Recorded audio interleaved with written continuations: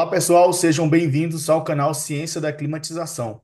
Hoje falarei sobre mecânica dos fluidos, também conhecida como fenômeno de transportes. Dividirei essa aula em duas partes. Introdução à mecânica dos fluidos 1. Você consegue imaginar um sistema de refrigeração e climatização que funcione sem a aplicação de um fluido? A- O principal componente deste tipo de sistema é o seu fluido refrigerante, responsável pelo fluxo de calor entre a parte fria e o exterior. Cada vez mais, estes sistemas exploram as características dos fluidos para atender às necessidades dos processos industriais, comerciais e residenciais com a maior eficiência possível.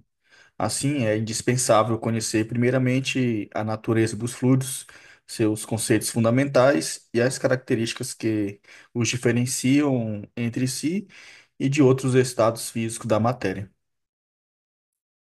Definição. Primeiramente, se faz necessário recordar que toda matéria que compõe os objetos se apresentam basicamente em três estados físicos diferentes: sólido, líquido e gasoso. Dito isso, os fluidos refrigerantes dos sólidos podem ser definidos como uma substância que se deforma em função de qualquer esforço, por menor que seja, tomando a forma do recipiente que o contém. Assim, os fluidos são divididos em líquidos e gases. Veja o exemplo, da água, que pode se apresentar no estado sólido, líquido ou gasoso. No estado sólido seria o gelo, o líquido a água e o gasoso o vapor. Uma mesma substância pode se apresentar nos três estados, como eu mencionei, dependendo da temperatura e da pressão no qual ela se encontra. Diferença entre líquidos e gases. É possível dizer, então, que os gases são expansíveis, os líquidos e os gases são diferenciados pelo fato de que os líquidos, ao preencherem a forma de um recipiente, deixam uma superfície livre, ao passo que os gases tomam todo o volume do recipiente ou se expandem livremente quando são confinados, não formando superfície livre.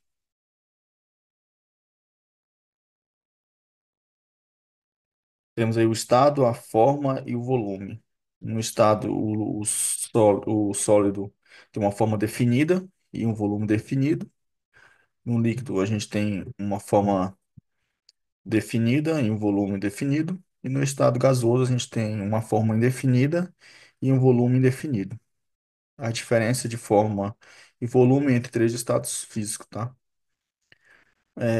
Uma segunda diferença possível de considerar é a propriedade que o gás tem de ser facilmente comprimido, enquanto o líquido é praticamente incompressível, com pequena variação de volume. Outra diferença importante entre gases e líquidos é a miscibilidade, tá?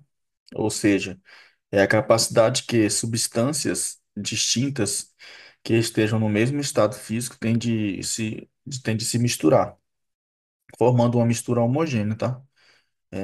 Os líquidos nem sempre são miscíveis, ao contrário dos gases, que se misturam de forma homogênea entre si.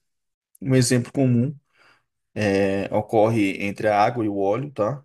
E quando no estado líquido, não se misturam ao serem colocados em um mesmo recipiente. Massa e peso específicos. Massa M, tá? A unidade de medida é quilograma. É a quantidade de matéria presente em um corpo. Um exemplo, um bloco de aço tem 100 quilogramas de massa. E o peso representado pela letra G é força resultante da atração gravitacional exercida pela Terra sobre todos os corpos que possuem massa. Para uma melhor compreensão, serão definidos primeiramente os conceitos de massa e peso, para posteriormente agregar-lhes o termo específico, tá? E isso alterará significativamente o significado. Isso é bem importante deixar claro.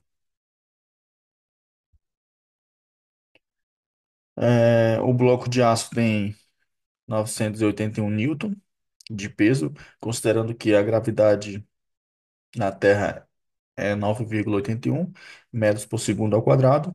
O valor do peso encontrado resulta da equação a seguir. Ou seja, o peso é igual a massa vezes a gravidade.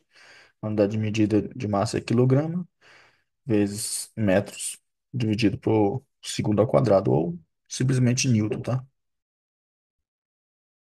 Com relação à massa específica, também é denominada densidade absoluta por alguns autores. É a relação entre a massa de um corpo dividida pelo seu volume, onde a massa é em quilograma, o volume em metros por metros cúbicos. E essa letrinha aí é a letra Rho, tá? Do alfabeto grego, ou seja, massa específica é igual a massa sobre o volume, quilograma por metros cúbicos. Assim, a massa e peso são valores absolutos, dependem apenas da quantidade de matéria presente em um corpo e da gravidade que atua sobre ele. Mas o termo específico torna estas grandezas relativas à matéria que compõe este corpo, independentemente de forma ou volume, tá? Peso específico é a relação entre o peso de um corpo dividido por seu volume. Para os líquidos, aplica-se a seguinte equação. Peso específico é igual ao peso sobre o volume, Newton por metros cúbicos. É, Esse gama aí, parecendo um Y, vem do alfabeto grego, tá?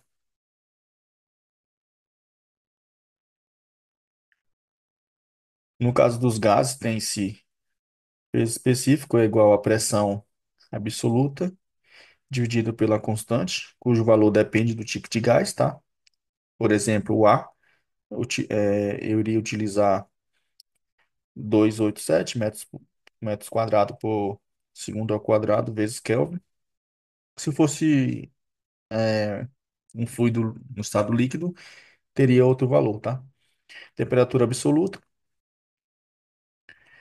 e o próprio gama, né? Seria o peso específico que a gente está calculando.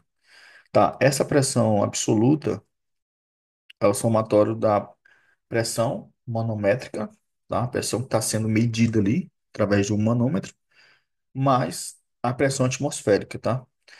Por exemplo, é, vamos supor que eu estou medindo ali no equipamento de refrigeração um fluido R22, no qual a pressão de trabalho ali está em torno de 65 psi, certo? Essa é a pressão manométrica que o equipamento está trabalhando, certo? E essa pressão absoluta é justamente essa pressão manométrica que eu estou medindo através do manômetro, mas a pressão absoluta, que seria uma atm, certo? Ou seja, ao nível do mar. Essa temperatura absoluta também é o valor da temperatura, medida ali em graus Celsius, mas 273 que eu estou transformando em Kelvin, certo? Outro exemplo seria, é, de repente, estou medindo ali uma temperatura de 25 graus Celsius, eu só somaria com 273 e aí eu estaria convertendo para Kelvin, que seria a temperatura absoluta, certo? Vale lembrar que tanto a massa específica quanto o peso específico sofrem alterações em função da mudança de temperatura ou de pressão, na qual esta substância, né, este fluido está submetido em análise, certo? Quando o fluido é aquecido, por exemplo, ele ganha energia, aumentando a sua temperatura, o seu volume, logo passa a ter uma menor massa específica e peso específico. Quando ele é resfriado, ocorre o processo inverso. Seu volume diminui e sua massa específica e peso específico aumenta. No caso da pressão, quanto maior o valor desta sobre um fluido, menor o seu volume, aumentando a massa e peso específico.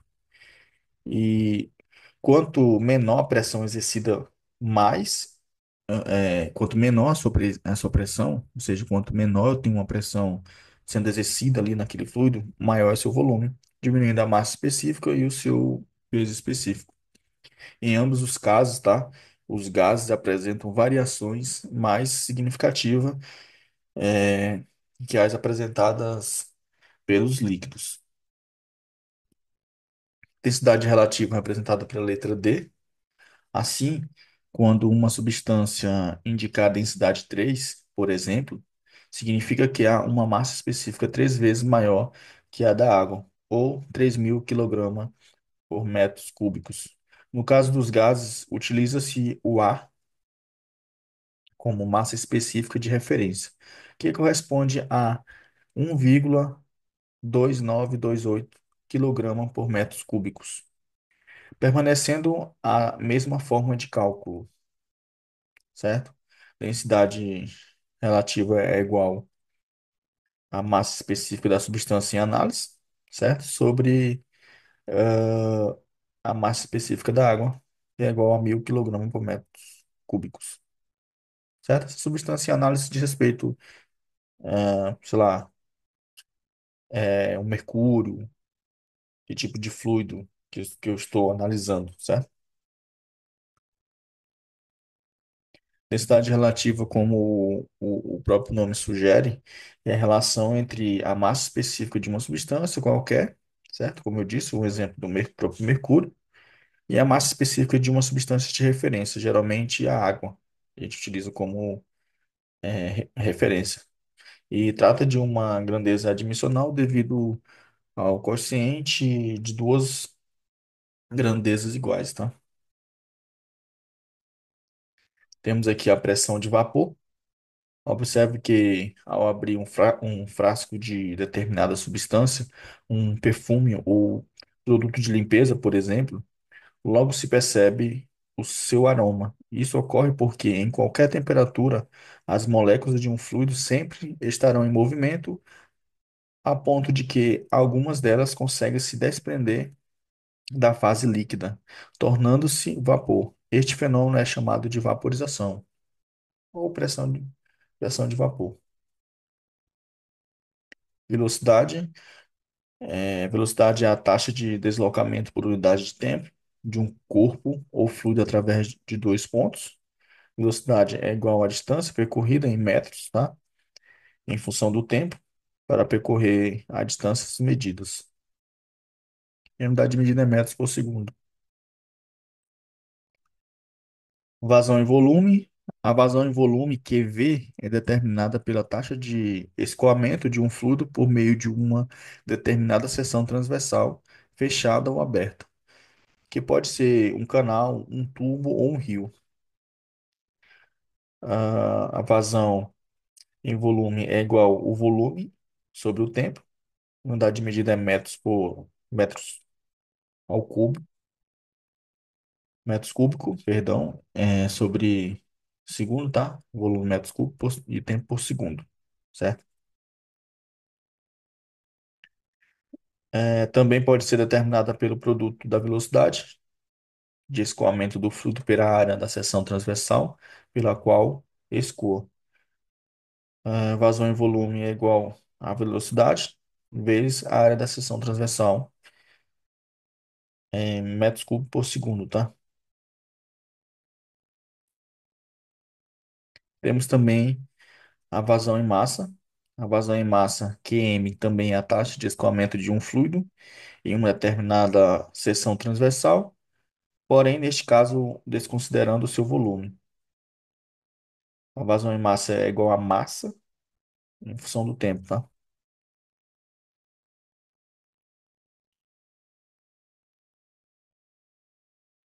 Para o cálculo da vazão da massa de um fluido utilizando sua velocidade, será necessário utilizar a sua massa específica. Vazão em massa é igual a velocidade vezes a área vezes a massa específica, certo? Unidade de medida quilograma por segundo. Temos aqui o rendimento. Rendimento é a proporção entre a potência utilizada e a potência consumida por um equipamento ou sistema. É a eficiência que a máquina ou sistema opera. É, o rendimento é igual à potência de saída sobre a potência de entrada. Esse Nzinho aí, tá? É pronunciado como eta e vem do alfabeto grego. Note que o rendimento não tem unidade, já que é originado do quociente de duas grandezas iguais. Em sistema de refrigeração e climatização, utiliza-se um termo específico para determinar o rendimento, chamado de coeficiente de performance, ou COP, tá? O COP de um sistema de refrigeração é calculado da seguinte forma, onde o C é igual ao calor removido da fonte fria, unidade de tempo, certo? Watts, e o W seria a energia consumida no mesmo intervalo de tempo. COP é igual ao calor sobre a energia consumida num intervalo de um tempo, tá? Ou seja, o calor removido sobre a energia consumida no intervalo de tempo, para calcular o COP. Lembrando que qualquer equipamento ou sistema tem perda por ineficiência durante o seu funcionamento, gerando um consumo maior de energia ou combustível para realizar o trabalho pelo qual foi projetado. Ou seja, da energia que entra, parte é desperdiçada e parte fica disponível na saída do equipamento para realizar o trabalho que deseja. Essa parte desperdiçada, ela está se transformando se transformando em outras formas de energia, por exemplo, o próprio calor, tá? Aquecimento, ruídos, certo? Energia sonora. Eu estou tendo ali uma transformação desta energia, ou seja, eu não consigo aproveitar 100% desta energia, né? Desse trabalho que está sendo realizado pelo compressor. Aplicando esta equação em um refrigerador doméstico, o calor removido seria a quantidade de calor retirado do seu interior e a energia consumida seria dada pelo motor elétrico. Neste caso específico, uma vedação deficiente da borracha da porta irá prejudicar o COP do sistema. Por este motivo, e com o objetivo de facilitar a comparação entre modelos e fabricantes, o COP é geralmente aplicado ao compressor isoladamente, através de testes feitos em laboratório e com condições controladas, certo? Ou seja, o rendimento de um equipamento ou sistema depende de diversos fatores, como, por exemplo, desgastes, né, de componentes ali mecânicos, componentes internos ali do compressor, lubrificação inadequada, ou como o óleo ele é miscível com o fluido refrigerante que está circulando no sistema. Eu posso ter uma deficiência na lubrificação, certo? E automaticamente isso vai impactar no COP, no rendimento do compressor, do equipamento, certo? O tipo de combustível, se é gasolina ou álcool, né? Se tratando do rendimento de outros motores, por exemplo, de automóveis, enfim, vazamento ou tipo de fluido de trabalho, que no caso dos compressores de refrigeração, por exemplo, a gente pode utilizar amônia, freon, entre outros tipos de fluidos, tá? Teorema de Steven. Segundo o teorema de Steven, a diferença de pressão entre dois pontos de um fluido em equilíbrio é igual ao produto entre a densidade, né, massa específica do fluido e a aceleração da gravidade e a diferença entre a profundidade dos pontos, certo?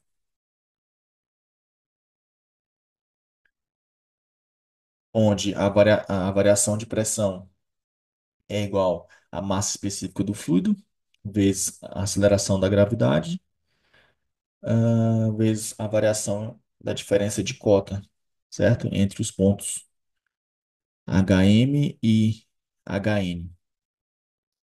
A gente tem uma diferença aqui, certo? O ponto M está mais próximo da superfície e o ponto N está mais profundo. Então, esse HI é, diz respeito a essa diferença aí de pontos, tá? Essa diferença de pressão ocorre porque a coluna de fluido entre um ponto e o outro gera uma força devido ao seu peso, aumentando a pressão no ponto mais profundo em relação ao mais raso. Porém, ao analisar o teorema, pode-se perceber outros aspectos importantes, tá? Mas que não estão explícitos em sua equação. Por exemplo, a variação de pressão entre um ponto e outro não depende da forma do recipiente. Outra observação: a pressão é igual em pontos que estão no mesmo nível. Logo, não há influência da cota lateral ou afastamento horizontal entre os dois pontos. E terceira observação, no caso dos gases, por terem uma massa específica pequena, pode desprezar a diferença de pressão, quando a diferença de cota entre os dois pontos não for muito grande, certo? Deixa eu voltar aqui só para deixar mais claro. Por exemplo, esse ponto M e o ponto N, a pressão é igual em pontos em que estão no mesmo nível. Ou seja, se esse ponto N estivesse é, no mesmo nível do ponto M, do lado direito ou do lado esquerdo, na horizontal, ou seja, a pressão seria igual, a gente não teria diferença de pressões, tá? Mas como o ponto N e o ponto M, a gente tem uma diferença de pressão, por conta dessa profundidade aí, é, consequentemente, se a gente fôssemos calcular, a gente teria um valor diferente, tá? E isso é bem visível. E o teorema de Stephen deixa claro isso, tá? Lei de Pascal, a gente tem aqui é, uma análise a ser feita. Segundo a lei de Pascal, a pressão externa aplicada num ponto de um fluido em repouso, tá? Transmite-se integralmente a todos os pontos deste fluido e para as paredes do recipiente, tá? O que a lei de Pascal quer dizer com isso? Certo? A gente tem um ponto um, ponto 2, ponto 3, ponto 4. Na lei de... A gente acabou de ver que na lei de Steven, certo?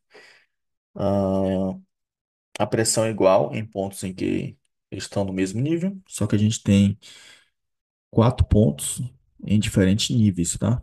Se a gente for olhar para o ponto um e ponto 2, a gente tem tá na horizontal, porém, eles não estão no mesmo nível, certo? Ah, como a lei de Pascal diz que a pressão externa aplicada, a gente tem uma pressão aí externa de 100 newton, certo? Tá sendo aplicada em um êmbolo, ou seja, esse fluido ele vai ser comprimido e no ponto um, ponto 2, ponto 3, ponto 4, se eu for medir, existe uma pressão, existe uma cota, existe um valor ali de pressão, porém eu estou adicionando outra pressão externa, por assim dizer, seria esse valor de 100 newton. Ou seja, se no ponto um eu tenho um valor de pressão, vamos supor, de 10, utilizando aí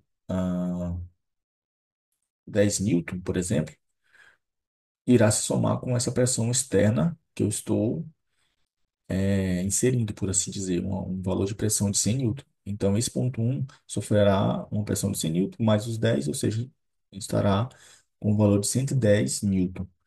Ponto 2, se estiver com um valor de pressão de 15 newton, por exemplo, mais o 100 newton externo, irá ter 115 newton, e assim sucessivamente. Lembrando que esse êmbolo possui uma área de 0,05 metros quadrado, e essa área também é importante para o cálculo, tá?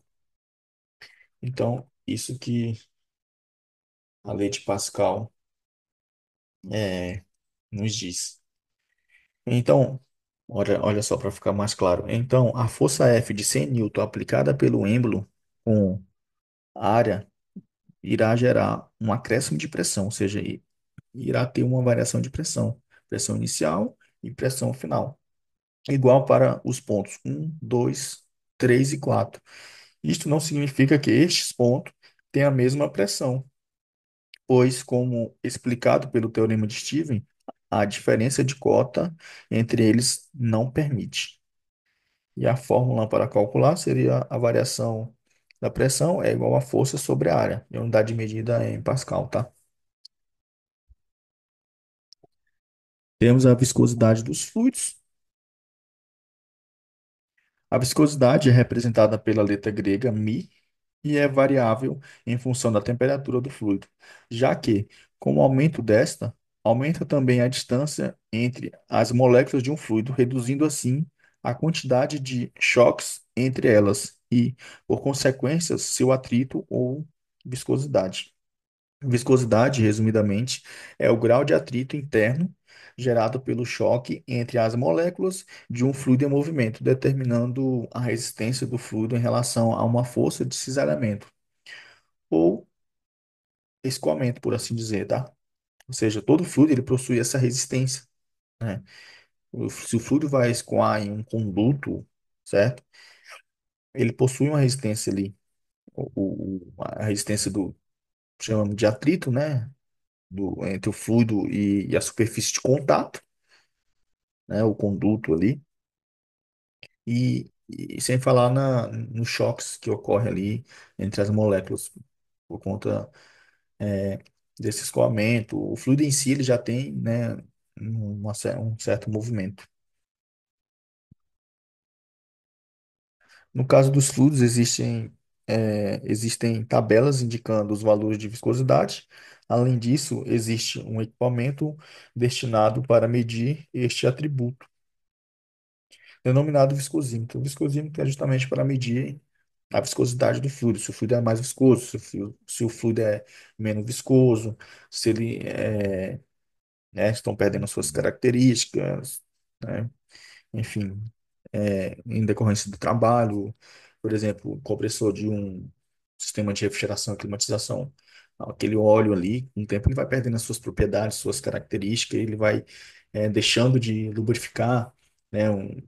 Aí vai ocorrendo desgaste mecânico ali nas peças mecânicas, ah, o- por causa dessa miscibilidade também do fluido com óleo, e acaba tendo um arraste de óleo. Enfim, como eu citei anteriormente, existe essa deficiência na lubrificação. Tudo isso pode ocorrer uma quebra mecânica do compressor de refrigeração e climatização.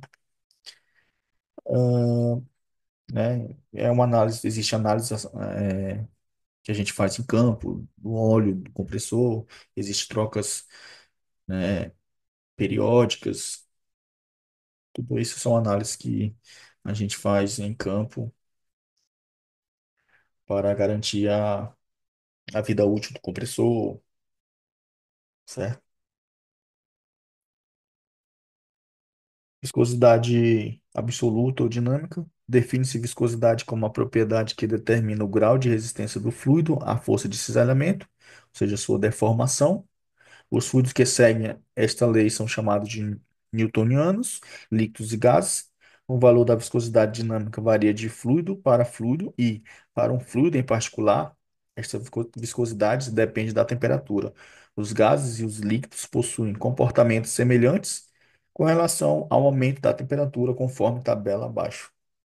Temos o fluido aí no estado líquido, líquidos e gases, tá? Comportamento dos líquidos, viscosidade diminui. E o fenômeno pequeno espaçamento e redução à atração molecular. No caso dos gases, a viscosidade aumenta, grande espaçamento e aumento de choque molecular. Viscosidade cinemática, identificada pela letra grega Ni, é definida por viscosidade Cinemática é igual à viscosidade dinâmica sobre a massa específica. E a unidade da viscosidade cinemática é dada em metros quadrados por segundo no sistema internacional. Temos aqui dois exemplos, tá? Não irei responder por agora.